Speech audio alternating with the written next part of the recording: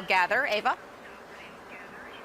That's exactly right. What is here now in Greenville unlocks a whole new world for all ages. We're talking about the fungi world here. Now, Ward, this is a really neat thing that you love to do, foraging, and when you have this kind of neat piece of wood you can find outside, you can do mushrooming yourself. Sure, you can cultivate mushrooms on logs. It's a very popular way to start cultivating mushrooms. I can show you how to do it if you like. I say so. So first of all, yes, what is first? Well, you take a drill. You can use a special bit or just make sure you have a bit the right size. And you drill in there.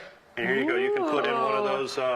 Let's first talk about what is inside of these little bits here. Well, that is basically a colonized plug. Its spores were allowed to grow in a substrate that included those little plugs, and so they are now live with spores.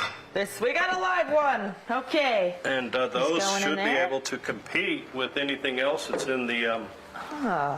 And there you go. So what is it about wood that makes it such a good kind of fertile holder that's what mushrooms like to eat. They are basically decomposers in nature. They like to, a lot of them break down wood. There's some of them white rot, some of them another different kind, and they will basically get their nutrition from the wood, and that's what keeps things cycling around. They like what they like, and we did this one just a few minutes ago, so I mean, that's a pretty quick process. Put a little bit of wax on there. Yeah, in a couple months, this thing's going to sprout, and you mentioned sometimes you get a bad batch, and it just all goes to pot, so what should I do after that? Well, you might want to start over, I would say, but one thing to avoid a bad batch is have a log that's not too old, maybe a month old, something like that. You want to use the right kind of wood. Hardwoods, oak, maple are great for shiitake, but there are many other type of woods that you can use.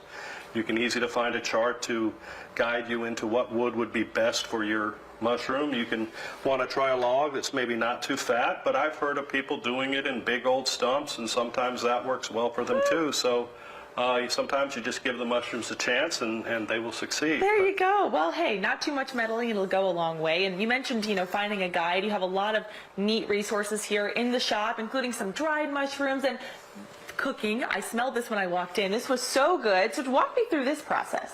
So that is a mushroom toast. Believe it or not, it is a British dish. We don't think of you don't think of mushrooms for breakfast very often either, but this is a popular British dish. It is basically mushrooms. We used Piapinu mushrooms from Black Trumpet Farm, and we sauteed them, and we added a little bit of heavy cream and a little bit of salt and pepper, and sprinkled a little bit of parsley in there, and put them on some buttered sourdough.